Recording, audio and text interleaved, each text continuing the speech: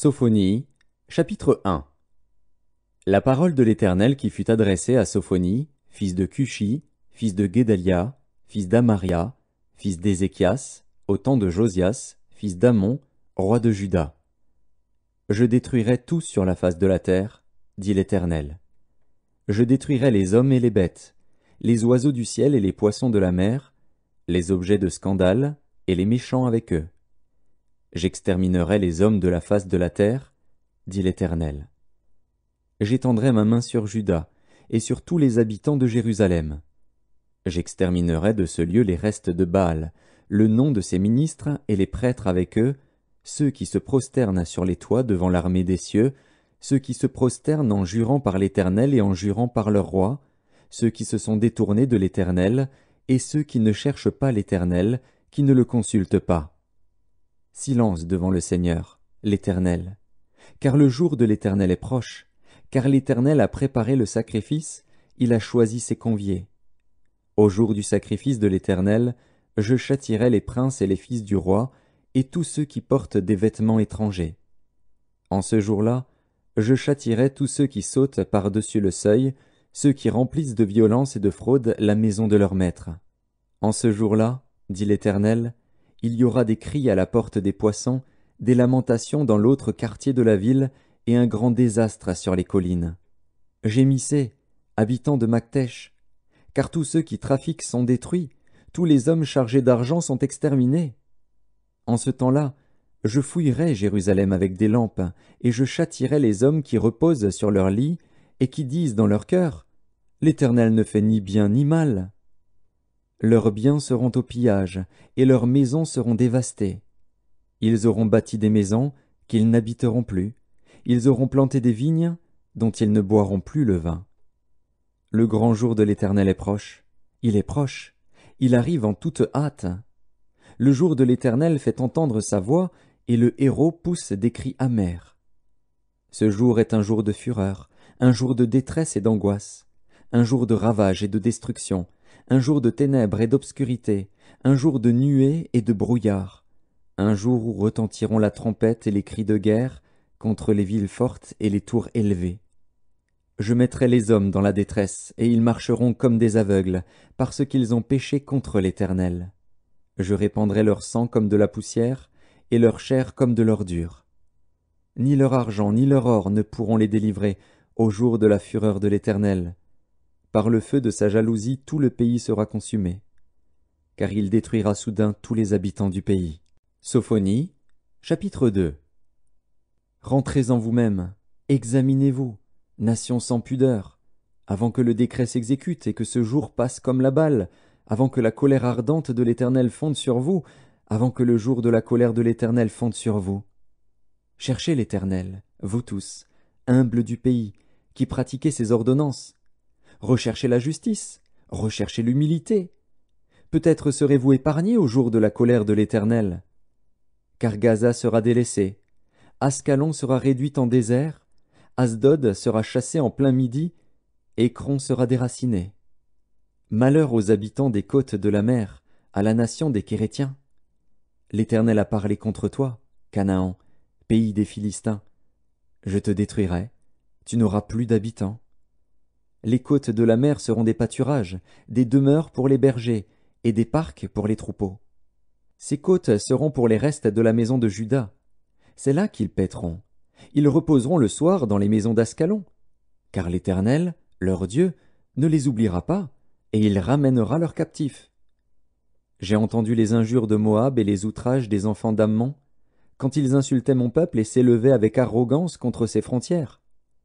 C'est pourquoi je suis vivant, dit l'Éternel des armées, le Dieu d'Israël. Moab sera comme Sodome, et les enfants d'Ammon comme Gomorrhe, un lieu couvert de ronces, une mine de sel, un désert pour toujours.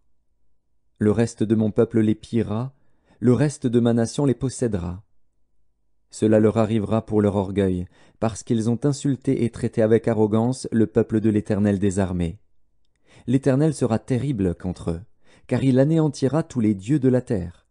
Et chacun se prosternera devant lui dans son pays, dans toutes les îles des nations.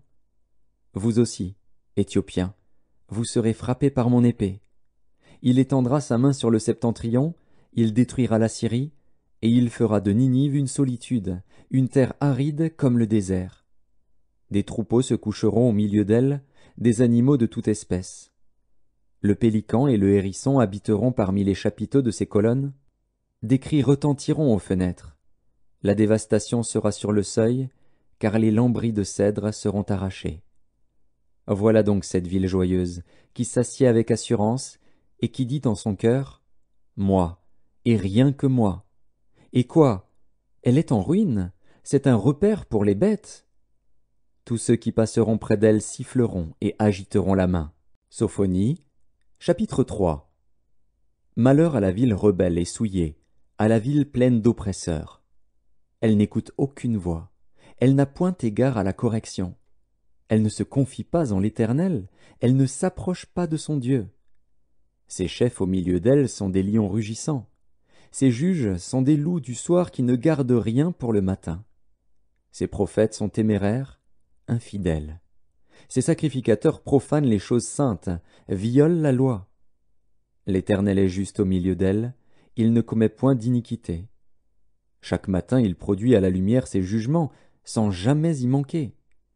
Mais celui qui est inique ne connaît pas la honte. J'ai exterminé des nations, leurs tours sont détruites. J'ai dévasté leurs rues, plus de passants. Leurs villes sont ravagées, plus d'hommes, plus d'habitants. Je disais, si du moins tu voulais me craindre, avoir égard à la correction, ta demeure ne serait pas détruite, tous les châtiments dont je t'ai menacé n'arriveraient pas. Mais ils se sont hâtés de pervertir toutes leurs actions. Attendez-moi donc, dit l'Éternel, au jour où je me lèverai pour le butin, car j'ai résolu de rassembler les nations, de rassembler les royaumes, pour répandre sur eux ma fureur, toute l'ardeur de ma colère. Car par le feu de ma jalousie tout le pays sera consumé. Alors je donnerai au peuple des lèvres pures, afin qu'ils invoquent tous le nom de l'Éternel, pour le servir d'un commun accord. D'au-delà des fleuves de l'Éthiopie, mes adorateurs, mes dispersés, m'apporteront des offrandes. En ce jour-là, tu n'auras plus à rougir de toutes tes actions par lesquelles tu as péché contre moi. Car alors j'ôterai du milieu de toi ceux qui triomphaient avec arrogance, et tu ne t'enorgueilliras plus sur ma montagne sainte. Je laisserai au milieu de toi un peuple humble et petit, qui trouvera son refuge dans le nom de l'Éternel. Les restes d'Israël ne commettront point d'iniquité, ils ne diront point de mensonge, et il ne se trouvera pas dans leur bouche une langue trompeuse. Mais ils paîtront, ils se reposeront, et personne ne les troublera. Pousse des cris de joie, fille de Sion, pousse des cris d'allégresse, Israël. Réjouis-toi et triomphe de tout ton cœur, fille de Jérusalem. L'Éternel a détourné tes châtiments, il a éloigné ton ennemi. Le roi d'Israël, l'Éternel, est au milieu de toi. Tu n'as plus de malheur à éprouver. En ce jour-là, on dira à Jérusalem, « Ne crains rien. Sion, que tes mains ne s'affaiblissent pas. » L'Éternel, ton Dieu, est au milieu de toi, comme un héros qui sauve. Il fera de toi sa plus grande joie. Il gardera le silence dans son amour. Il aura pour toi des transports d'allégresse. Je rassemblerai ceux qui sont dans la tristesse, loin des fêtes solennelles, ceux qui sont sortis de ton sein. L'opprobre pèse sur eux. Voici, en ce temps-là, j'agirai contre tous tes oppresseurs. Je délivrerai les boiteux et je recueillerai ceux qui ont été chassés.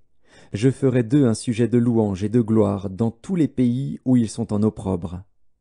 En ce temps-là, je vous ramènerai. En ce temps-là, je vous rassemblerai. Car je ferai de vous un sujet de gloire et de louange parmi tous les peuples de la terre, quand je ramènerai vos captifs sous vos yeux, dit l'Éternel.